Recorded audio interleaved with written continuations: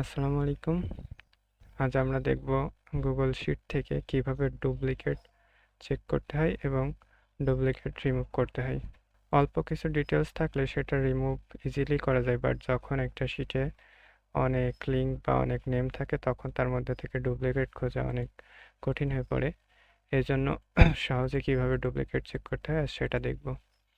তো duplicate check করার জন্য প্রথমেই গুগল শিট থেকে কলাম সিলেক্ট করতে হবে এবং কলাম থেকে রাইট ক্লিক বা এখান থেকে কালার অপশন থেকে conditional formatting format rules select করে এখান থেকে কাস্টম ফর্মুলা, তারপর এখানে আমাদের ফর্মুলাটা অ্যাপ্লাই করতে হবে। তো এর জন্য প্রথমে ইকুয়াল, তারপরে count formula COU count if, এরপরে ফার্স্ট ব্র্যাকেট, এখন রো সিলেক্ট করতে হবে এখন কলাম সিলেক্ট করতে হবে A, কমা কোথা থেকে শুরু হবে সেটা সিলেক্ট করে দিতে হবে। এর জন্য A1, যেহেতু আমরা কলাম এ সম্পূর্ণটাই শুরু করব সেহেতু প্রথম A1 থেকে সিলেক্ট করে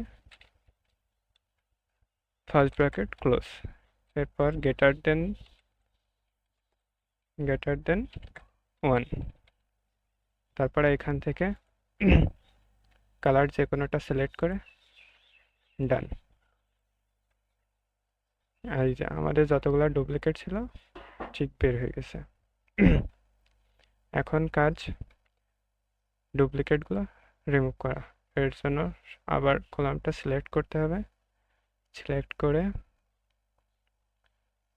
এখান থেকে ডাটা থেকে ডাটা ক্লিন আপস, এরপরে রিমুভ ডুপ্লিকেটস, এখান থেকে এই দুটো সিলেক্টে থাকবে, এরপর রিমুভ ডুপ্লিকেটসে ক্লিক দিলে অটো রিমুভ হয়ে যাবে, তারপর ওকে।